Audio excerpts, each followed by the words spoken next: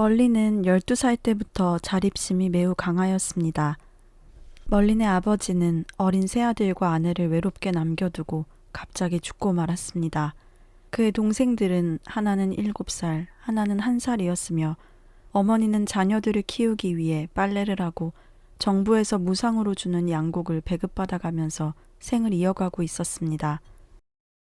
어머니는 항상 천국에 계시는 아버지에 대해서 이야기하며 하나님께서 얼마나 잘 보살펴주고 계시는지 말씀하셨지만 12살의 격한 감정을 가진 멀리는 그런 식으로 자신들을 돌보아 주시는 하나님께 대해서 분노를 느꼈었습니다. 멀리는 매일 학교를 마친 후에 밤늦게까지 신문을 배달하면서 자신만의 생활을 꾸려가겠다고 결심하였습니다. 보다 더 나은 생활을 하고자 원했으며 자신이 얻을 수 있는 모든 기회를 당당히 붙잡을 수 있다고 믿었습니다. 어머니가 재혼을 했을 때 멀리는 아버지의 옛 친구들과 함께 살면서 스스로 학비를 벌어 고등학교에 다녔습니다. 방과 후에나 여름방학 동안에는 줄곧 일을 했습니다. 통조림 공장 직공, 선박회사 서기, 인쇄기사, 그리고 어느 해 여름에는 펜실베니아에서 제목상을 하는 등 닥치는 대로 수많은 일을 했고 대학교에 들어갔으나 돈이 바닥나서 다시 일을 했습니다. 이즈음 그는 철공소에 일자리를 얻어 강철을 자르고 부수는 일을 했습니다. 재미있는 일은 아니었지만 그 일은 멀린을 아주 강한 신체로 길러주었습니다. 이 험한 세상에 생존 경쟁을 이겨나가기 위해서는 강한 신체가 필요했으며 어떤 경우에 처하더라도 건강을 잃지 않을 것을 그는 마음에 다짐하였습니다. 멀린은 육군에 입대하는 것을 원하지 않았고 국영 상선을 타고 바다로 나가기를 원했습니다. 2차 대전 중에는 이보다 더 매력적인 일이 없을 것으로 생각했기 때문이었습니다. 국영상선의 승무원이 되기 위해서는 대학에 가기 위해 연기하였던 징집 영장에 1-A 갑종을 받아야만 했었습니다. 그런데 그가 상선을 타게 되기 전에 육군에서 먼저 징집하고 말았습니다.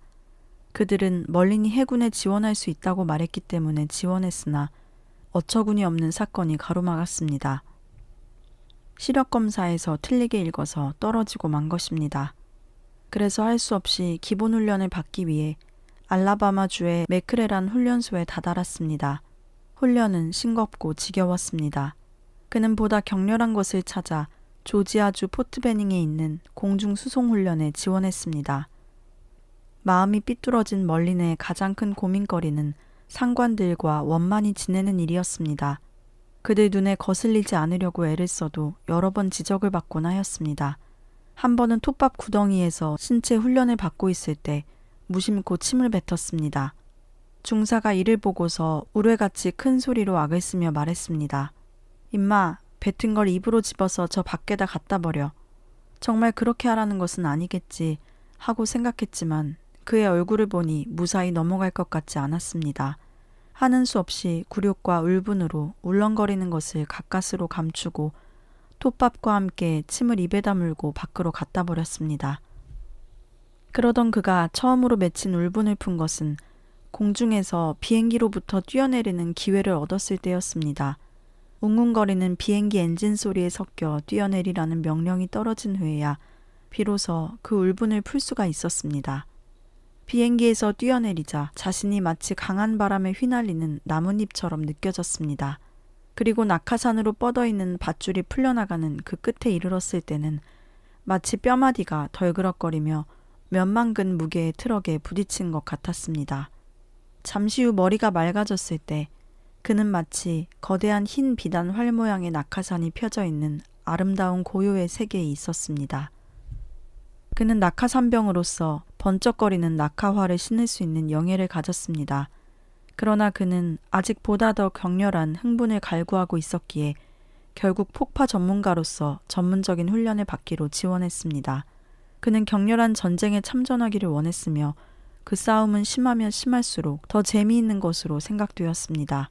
폭파 전문학교를 마치고 해외 원정의 명령을 기다리기 위해 포트베닝으로 돌아왔습니다. 그동안 그는 보병 형무소의 보초와 취사병 근무를 하면서 기다렸습니다. 기다린다는 것은 참으로 힘든 일이었습니다. 부대의 번거로운 사무의 지연 때문에 기다리고만 있던 멀리는 취사병으로 접시나 그릇을 닦는 동안에 전쟁이 끝나지 않을까 걱정했습니다. 아무것도 하는 일 없이 눌러앉아 있기란 배겨낼 수 없었습니다. 드디어 그는 한 친구와 함께 탈주하기로 결정했습니다. 어느 날 어렵지 않게 병영 밖으로 빠져나와 차를 훔쳐타고 아무 곳으로나 방향 없이 질주했습니다. 혹시 누가 자신들을 찾고 있는지 두려워 탔던 차를 버리고 다시 다른 차를 훔쳐타고 펜실베니아 피츠버그에 다다랐습니다. 거기서 그들은 가지고 있던 돈이 바닥나서 강도짓을 하기로 결심했습니다. 캐로더스는 권총을 가지고 있고 친구는 차에서 기다렸습니다. 멀린은 이 일을 하기가 쉬울 듯한 한 상점을 찾아냈습니다. 멀린의 계획은 그들이 경찰을 부를 수 없도록 전화선을 끊으려고 했었으나 전화선을 끊을 수 없었습니다. 주머니 안에는 총이 있고 상점의 현금 등록기에는 돈이 쌓여 있었으나 경찰서로 통한 전화선이 아직 건재해 있었습니다. 멀린은 굳이 불행을 불러일으키고 싶지는 않았습니다. 그래서 동료에게 말하려고 차로 돌아와 풋사과를 먹으며 바로 그 뒷자리에 앉아서 이야기를 하고 있었습니다. 이때 왼쪽 손목에 차가운 금속의 촉감이 느껴지면서 거칠은 말소리가 들렸습니다. 비밀 경찰이다. 너를 체포한다. 자신들은 조금도 모르고 있었지만 6개주에 걸쳐 비상이 걸려 있었으며 비밀 경찰이 그들을 뒤쫓고 있었던 것입니다.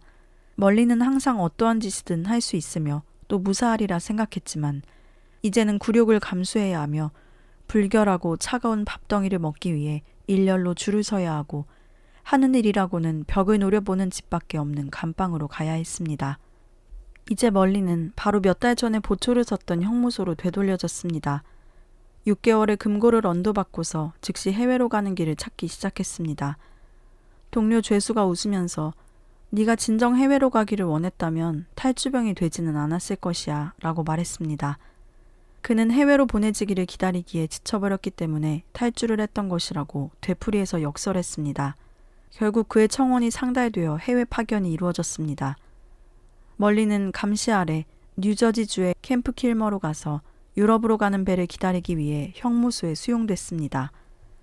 마침내 그의 소원이 거의 이루어져 가는 것 같았습니다. 그런데 배가 항해를 시작하려는 전날 밤에 멀리는 대장실에 불려갔습니다. 거기서 그는 다른 병사들과 함께 항해할 수 없게 됐다는 소식을 들었습니다. 즉, 비밀 경찰이 그를 붙잡아 피츠버그로 호송하기를 원한다는 것이었습니다.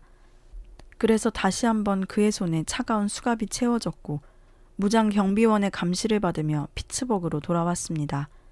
판사는 엄숙한 얼굴로 조서문을 읽고 나서 그대는 이것이 사실인가? 어떻게 증언하려는가? 물었습니다. 그때 거기에는 멀린의 어머니가 앉아 계셨습니다. 어머니의 눈물 어린 눈길은 그를 위축되게 하였으나 자신이 한 일에 대해 후회하지는 않았습니다. 그는 그곳을 나가고 싶었을 뿐 그리고 거칠은 생활을 빨리 더 멋있게 하고 싶었습니다. 사실입니다, 판사님. 그는 범행 중에 붙잡히기는 했으나 아무튼 붙잡히는 것은 이번이 마지막이 될 것을 결심했습니다. 속임수를 배워서 앞으로는 한층 더 안전하게 써먹으려 했습니다. 조언을 청하는 판사에게 지방검사는 그의 과거 생활에 대해 주의 깊게 설명했습니다. 재판장님, 관대하게 처리하시기를 바랍니다. 피고는 어떻게 처리하기를 바라는가? 재판관이 그에게 물었습니다. 저는 군대에 복귀하여 전쟁터에 나가기를 원합니다. 하고 말할 수밖에 없었습니다. 연방형무소에서 5년형을 피고에게 언도한다. 청천벽력과 같았습니다.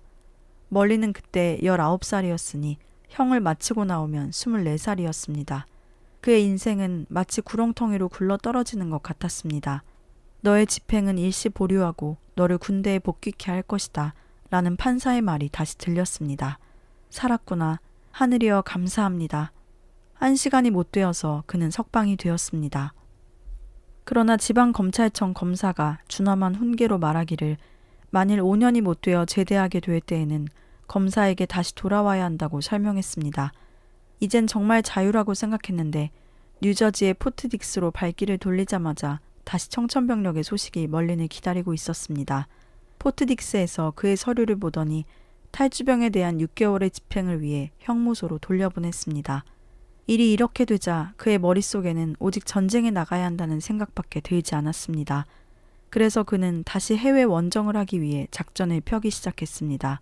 4개월이 지나 석방될 때까지 줄곧 상관을 들볶았습니다. 마침내 뜻이 달성되어 멀리는 곧 모레타니아 호를 타고 대서양을 건너서 목적지를 향하게 되었습니다. 사람들은 배 밑에 6겹으로 층층이 자리를 차지하였습니다. 다행히도 그는 가장 높은 자리를 차지하게 되어 밑층에 있는 사람들이 가끔 맞는 구토의 오물벼락을 맞지 않게 되었습니다.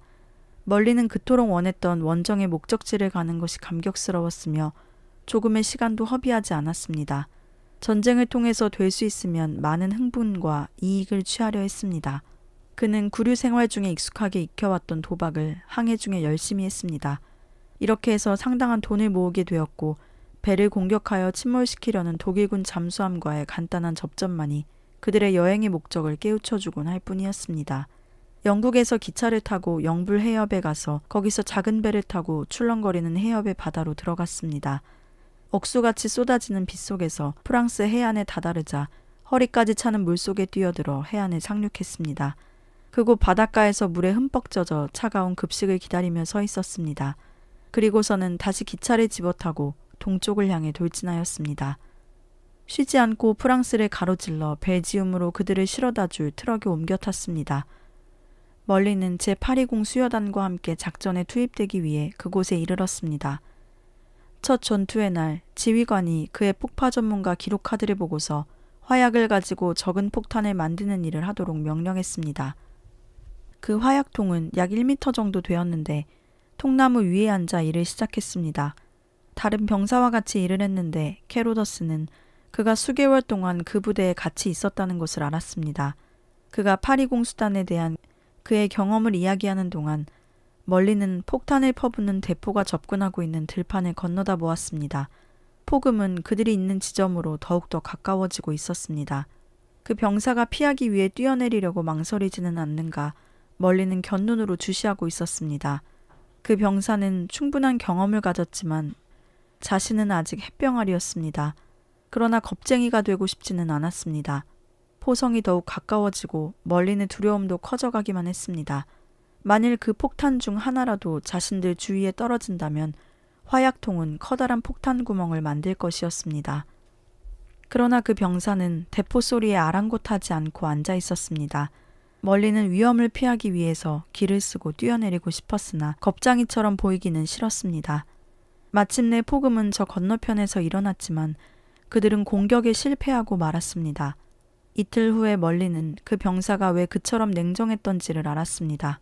두 사람이 지뢰가 많이 묻혀있는 숲을 통과하여 행진하고 있을 때 멀리는 주의 깊게 어떤 위장폭탄의 표시의 흔적이 없는가 살폈습니다. 그러나 그 병사는 어디를 걷고 있든 아무런 주의도 하지 않았습니다. 결국 멀린이 물었습니다. 왜 자넨 지뢰에 대해 주의하지 않지? 나는 지뢰라도 하나 밟고 싶어. 너무 지쳐서 난 이제 그만 죽고 싶네. 그날부터 멀리는 가능한 한 그로부터 멀리 떨어져 있으려고 했습니다. 전쟁의 막바지에 멀리는 508 공수연대와 함께 독일의 프랑크푸르트에 가서 아이젠하워 장군의 경호원으로 복무하였습니다. 그는 보다 활동적인 것을 바랐으나 전쟁의 전리품 또한 그렇게 나쁜 것은 아니었습니다. 한 독일인 고유 관리의 소유인 아파트에서 편한 생활을 하였습니다. 멀리는 아직도 흥분되는 일을 바라고 있었는데 그중 놀라운 일이 생겼습니다. 낙하산 투하를 하기 위하여 비행기에 탑승된 것입니다. 그것은 일상훈련의 실습이었지만 영화배우 티리크 양이 군사들의 뛰어내리는 것을 관람할 것이라고 하여 모두가 그녀 가까이에 착륙할 수 있기를 바라고 있었습니다. 비행기에서 뛰어내리자 곧 캐로더스는 영화배우 곁에 내릴 수 있는가를 살피려고 지면을 훑어보기 시작했습니다. 갑자기 그는 무언가 끔찍하게도 잘못되었다는 직감이 들었습니다. 부근의 공중에서 무서운 아우성 소리가 들리고 비행기의 웅웅거리는 엔진 소리가 머리 위에서 폭발하는 듯 했습니다. 수백 명의 낙하산병들이 공중에 있었으며 한 비행기가 엔진이 꺼져 낙하산 사이를 뚫고 추락하고 있었습니다. 낙하산은 찢겨지고 사람들이 대지 위에 쏟아내려졌습니다. 그들은 티리크 양이 서 있던 그 부근에 떨어져 내리고 있었습니다. 멀리는 낙하산은 무사했으나 그가 땅에 내렸을 때 죽은 사람들이 주위에 널려져 있고 비행기가 불꽃을 뿜으며 폭발하고 있었습니다. 프랑크푸르트에서 온 멀리는 자유로운 시간을 충분히 가지고 있었습니다. 보통 대부분의 즐거운 시간이란 마음껏 술을 마시는 때였습니다. 망각의 상태에 이르도록까지 폭주를 하는데 이런 때는 다른 병사들이 전날 그가 시내에서 어떻게 주정뱅이 장난을 했는가를 이야기하곤 하였습니다. 한 번은 독일 베스 같은 전차의 마룻바닥에 납작히 골아떨어져 누워서 누구든지 자신을 밟고 넘어가 보라 했습니다. 동료 병사들은 그 어처구니 없는 웃음 모양을 보고서 폭소를 터뜨렸습니다. 그러나 그러한 그의 행동이 점령지에서 미 주둔군의 외지에서의 큰 불명예를 일으켰다는 것을 그는 결국 깨닫지를 못했습니다. 한편 멀리는 암시장의 거래가 도박보다도 더 빠르고 손쉬운 수입이 된다는 것을 발견했습니다. 다른 병사들에게서 담배 몇 갑이 들어있는 한 상자를 10달러씩 사서 암시장에 가지고 가서 100달러씩 팔았습니다. 암시장 부군은 보통 강탈, 폭력, 강도 등이 횡행하였으나 멀리는 염려하지 않았습니다. 자신의 포켓안에 한 손은 실탄을 넣고 안전핀을 올린 권총을 쥐고 있었기 때문입니다. 얼마 안 되어 10달러의 뭉치의 점령군 군표가 그의 여행 가방 가득히 차게 되었습니다. 오직 남은 문제는 그것을 본국으로 가지고 가는 방법을 모색하는 것이었습니다. 각 병사에게 군대에서 지급한 돈의 액수 이외에는 본국에 보낼 수 없도록 엄한 단속이 내려져 있었습니다. 멀리는 단속망을 뚫을 길을 찾기 위해서 며칠 밤을 뜬 눈으로 세웠습니다. 그는 우편국에서 사람들이 월급을 우편환으로 바꾸기 위해 줄을 서 있는 곳을 바라보았습니다. 각 사람은 그들이 지급받는 정확한 금액을 기재한 재무카드를 가지고 있어야 했습니다. 무장 경호원의 보호를 받으며 한 뭉치의 재무카드와 돈 뭉치를 가지고 서 있는 한 사나이를 주시해 보았습니다. 그 사나이는 회사의 격리사원으로서 그의 전 회사의 우편환을 바꾸려고 하였습니다. 멀리는 갑자기 필요한 것은 한 뭉치의 재무카드라는 것을 깨달았습니다. 그는 부대 격리사원을 찾아내고서 곧 재무카드 한 장에 5달러씩 구입할 수 있다는 것을 알았습니다. 그리고 곧 거래에 착수했습니다. 멀리는 개인 회사의 격리사원으로서의 행동을 취했습니다. 그 돈과 재무카드를 가지고 우편국으로 가서 거침없이 우편환으로 바꾸었습니다. 이렇게 해서 그는 군수표를 저축하는 새로운 방법을 발견했습니다. 베를린으로부터 오는 사람들이 우편환 100달러에 군수표 1000달러와 바꾼다는 것도 알았습니다. 그는 기꺼이 만족하고서 900달러를 자신의 우편환으로 바꿀 수 있었습니다. 이런 식으로 멀리는 부자가 되어가고 있었습니다. 그때 약간의 병사를 유럽에 있는 대학에 보낸다는 결정을 군대가 발표했습니다. 그는 시험에 응시하고 합격되어 영국에 있는 브리스톨 대학에 보내졌습니다. 멀린이 취했던 대학 과정은 둘째이고 병사들은 무엇보다도 영어를 말하는 여인들에게 둘러싸여 있다는 사실이 마냥 즐거웠습니다. 그는 곧 세디라는 귀여운 금발머리를 가진 여자를 만났습니다. 그녀는 정말 사랑스러웠으며 그는 온통 사랑에 깊이 빠져버렸습니다. 2달이 못 가서 결혼을 하고 독일로 돌아가야 할 때까지 꼭 30일간의 즐거운 날을 영국에서 지냈습니다. 세디는 다른 전쟁 신부들과 함께 영국에 남아있으면서 미국으로 돌아가기 위해 수송을 기다리고 있었습니다. 멀리는 신부보다 거의 6개월 전에 미국으로 돌아왔으나 그녀를 기다리기에 배견할 수 없었습니다.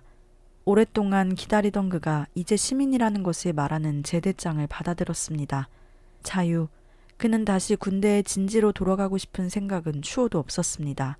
충분한 돈도 있으며 앞으로의 생활이 장밋빛처럼 내다보였습니다. 이제 여행 가방 가득히 든 우편환을 바꾸어야 하는 문제가 남아 있었습니다.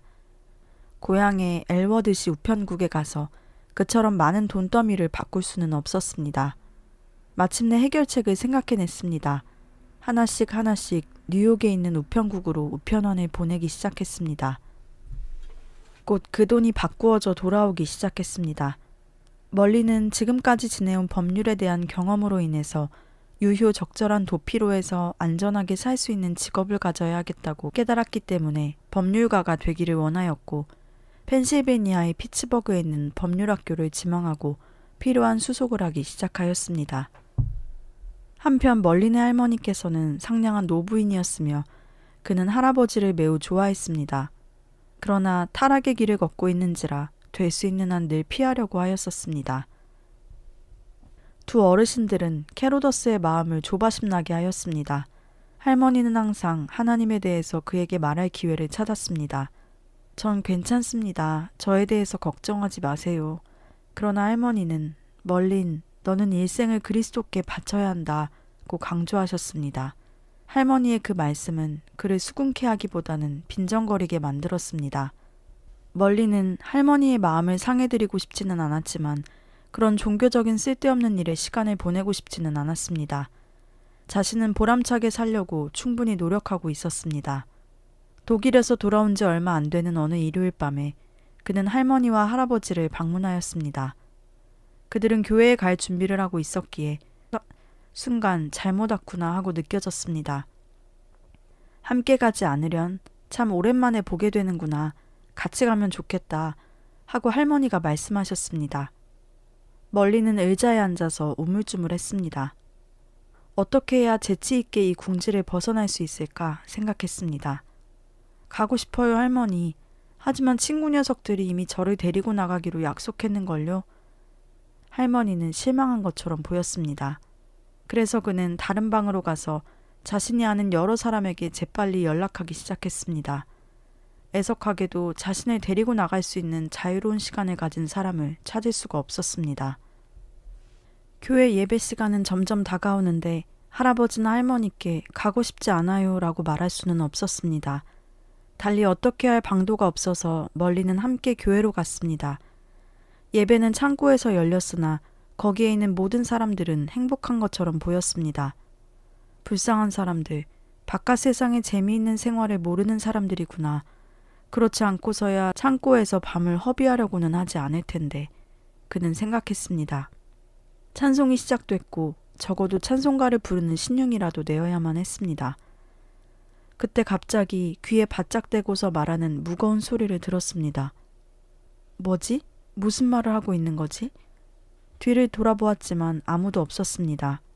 그 목소리가 다시 들렸습니다. 너는 오늘 밤 나를 믿기로 결심해야 한다. 만일 그렇지 않으면 때는 이미 늦을 것이다. 멀리는 머리를 흔들면서 자동적으로 말했습니다. 뭐라고? 반드시 늦고 말 것이다. 이게 무슨 소릴까? 헛소리를 들은 것인가? 그러나 그 음성은 확실히 들렸습니다. 하나님의 음성이었습니다. 하나님은 바로 나를 알고 계시구나. 그는 섬광처럼 깨달았습니다. 왜 전에는 그것을 알지 못했던 것일까? 하나님은 살아계시다. 내가 지금까지 갈구했던 모든 것은 하나님 안에서 찾을 수 있으며 하나님은 바로 내 모든 문제의 해결자이시다. 멀리는 자신도 모르게 중얼거리고 있었습니다. 예, 하나님께서 원하시는 대로 순종하겠습니다. 예배는 계속되고 있었으나 그는 딴 세상에 있었습니다. 마치 미친 듯 하였어도 하나님을 알고 있었습니다. 할아버지는 그의 옆에서 깊은 생각에 잠겨 있었습니다. 미처 그걸 몰랐으나 나중에 할아버지가 그에게 말씀하셨습니다. 그때 할아버지는 하나님과 그 자신의 투쟁을 하고 있었습니다. 오랫동안 할아버지는 담배를 피워왔었습니다. 40년 동안 담배의 종으로 사는 담배 골초였습니다. 몇 번이나 끊으려 하였으나 그때마다 머리가 터질 듯한 두통으로 포기해버리고 다시 그 전보다 더 담배를 피웠습니다. 그때 할아버지는 멀린 곁에 앉아 하나님과 약속을 하고 있었습니다.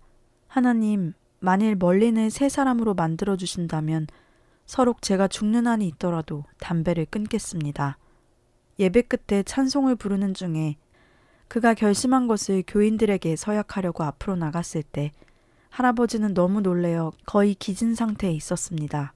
수년 후 할아버지가 이 세상을 떠나실 때 멀리는 할아버지의 머리맡에 앉아 있었습니다. 할아버지는 그를 쳐다보시며 미소를 지으셨습니다. 멀린, 나는 하나님께 나의 약속을 지켰단다 라고 말씀하셨습니다. 그 일요일 밤 멀리는 집에 도착하기가 바쁘게 성경을 읽기 시작했습니다. 그는 하나님을 알고자 했으며 한 페이지 한 페이지를 갈급하게 읽고 있었습니다. 그는 성경에서 놀라운 흥분을 느꼈습니다. 그것은 낙하산을 타고 비행기에서 뛰어내리는 것보다 훨씬 더 큰 것이었습니다. 그날 밤 하나님은 그의 마음에 강림하셨으며 그를 새로운 인간으로 변화시키셨습니다. 그는 마치 지금까지 결코 상상조차 할 수 없었던 흥분을 일으키는 모험의 문턱에 서 있는 것처럼 느껴졌습니다. 아브라함의 하나님, 이삭의 하나님, 야곱의 하나님은 지금 살아계신 것이다. 홍해를 가르시고 불타는 덤불 속에서 말씀하신 하나님, 독생자이신 예수님을 십자가에 못 박게 하신 하나님은 나의 아버지이시기도 하다. 말리는 전에 육신의 아버지께서도 그와 같이 설명하여 주셨던 것이 뒤늦게 생각났습니다. 아버지는 36살이 되었을 때 일생 중 처음으로 병을 앓았었습니다. 그리고는 3일 후에 심장이 멎어버리고 말았습니다. 그때 의사가 주사를 놓자 아버지의 심장은 다시 뛰기 시작했습니다. 아버지는 눈을 뜨시고 말씀하셨습니다. 의사 선생님, 모두 필요 없습니다. 나는 이제 떠나려고 합니다. 아버지는 스스로 몸을 일으켰고 광채에 빛나는 얼굴로 방을 둘러보았습니다. 보라, 천사들이 나를 데리러 왔다. 그렇게 말씀하고 자리에 다시 누워 곧 세상을 떠나셨습니다. 그의 아버지는 예수 그리스도를 그의 개인의 친구로 구세주로 알고 있었습니다. 그는 이 세상을 떠날 준비가 되어 있었으며 이제 자신도 또한 준비가 되어 있는 것을 느꼈습니다. 그러나 그러한 생각을 가진 바로 그때 마음 저 깊은 곳에는 오히려 근심과 가책이 도사리고 있었습니다. 하나님, 무엇이 잘못되었습니까? 알려주십시오. 그 생각은 차차 뚜렷해졌습니다. 바로 돈이었습니다. 그 많은 돈, 그것은 그의 돈이 아니었습니다. 돌려주어야만 했습니다. 결정을 내리고서 그는 안도의 숨을 내쉬었습니다. 돈을 없애버리는데 조금도 지체할 수가 없었습니다. 그것은 마음의 질병과 같은 것이었으며 그 돈이 없어질 때까지는 그런 생각이 떠나지 않을 것을 알았습니다. 멀리는 우편국에 이 사실을 말했습니다. 그러나 그들은 그가 그 돈을 도둑질한 것이 아니기 때문에 자기들과는 상관이 없다고 말했습니다. 그래서 그는 그 돈을 하고자 하는 대로 처치할 수가 있었습니다. 그에게는 아직 현금으로 바꾸지 못한 수표 묶음이 있었는데 돈이 들어있는 여행용 가방을 들고 화장실로 가서 $100 우편한 뭉치를 변기 아래에다 쏟아버리기 시작했습니다. 돈 뭉치가 쏟아질 때마다 가슴 저 깊이 기쁨이 솟아오르는 것을 느꼈습니다. 아직 그에게는 현금으로 이미 바꾼 돈이 남아 있었습니다. 멀리는 미국 재무성에 편지를 써서 그 돈을 어떻게 취득했던가에 대하여 이야기했습니다. 그들은 그가 그 돈과 우편환을 취득한 경로에 대하여 증거를 가지고 있는지를 물어왔습니다. 이미 늦은 일이었습니다. 그 증거물은 하수구에 씻겨져 버렸을 터이니 현재 가지고 있는 돈밖에는 아무런 증거도 없다고 말했더니 그 돈을 국고 수입으로 할 수밖에 없다고 조언했습니다. 멀리는 이제 다시 빈털터리가 되었습니다. 그러나 마음속에 느끼는 새 생명과 기쁨을 위해서는 자신이 가졌던 모든 것을 즐겁게 버릴 수 있었습니다. 아직 청산하지 못한 또 하나의 지난날의 검은 그림자가 있었습니다. 그는 피츠버그에 돌아가서 아직 자신에게 남아있는 3년간의 형 집행을 위하여 지방검사에게 보고했습니다. 가출옥 허가를 받았으니 나머지 기간을 살아야 했으며 담당 사무관에게 정기적으로 보고도 하고 감독을 받도록 해야 했습니다. 지방검사는 자신을 보고서 서기에게 그의 기록을 가져오라고 말했습니다. 서류를 보던 그는 놀라는 듯 하였습니다. 자넨 무엇을 받은지 모르고 있었나? 자신이 예수님을 구주로 받아들인 것은 알고 있지만 그 사실이 서류에 기록될 일은 아니었습니다. 모르는데요. 자네 트루만 대통령의 사인이 있는 대통령 특별 사면을 받은 거야. 사면이라고요? 자네 기록은 아주 깨끗해. 법에 위반되지 않았을 때와 같이 아주 새 사람이 되었네. 그는 기뻐서 소리라도 지르고 싶었습니다. 어떻게 사면을 받게 됐습니까? 자네의 훌륭한 전투 공적 때문이야. 하고 지방검사는 빙긋 웃으면서 이제 사건은 완전히 종결되었으니 어디에서나 무엇이든지 할 수 있다고 설명했습니다. 자네가 연방정부에서 일하고자 원한다면 취직하는데 아무런 구애도 받지 않네. 감사합니다. 주님 감사합니다. 멀리는 감격했습니다. 자신의 죄가 갈보리에서 사함받고 완전히 종결되었을 뿐만 아니라 하나님께서 미합중국 정부로 하여금 새 출발을 할 수 있도록 허락하셨으니 그러나 한 번도 정부와 함께 다시 일할 것을 찾아보려는 생각조차도 안 했습니다. 그러면 이제 무엇을 해야 하나? 법률가가 되려는 그의 동기는 모호했습니다. 하나님께서는 자신이 그런 직업을 갖는 것을 원하시지 않는다고 생각했습니다. 곧 피할 수 없는 한 생각이 뚜렷해졌습니다. 바로 목사가 되는 것이었습니다. 목사가 된다는 생각은 매우 불합리한 것처럼 생각되었습니다. 주님께서는 저를 잘 아십니다. 흥분과 모험과 위험을 즐기던 저는 좋은 목사가 될 수 없을 것 같습니다. 그러나 하나님께서는 자신을 위해 이미 계획을 세우셨던 것 같았습니다. 며칠 밤이나 잠을 이루지 못했고 기도를 드릴수록 더욱 흥분을 느끼게 하였습니다. 만일 하나님께서 자신과 같은 전과자, 공수대원, 도박꾼, 암시장 거래꾼으로 하여금 목사가 되게 하신다면 이것이야말로 지금까지 하려던 어떤 것보다도 더 큰 미지의 모험이 되리라 생각했습니다.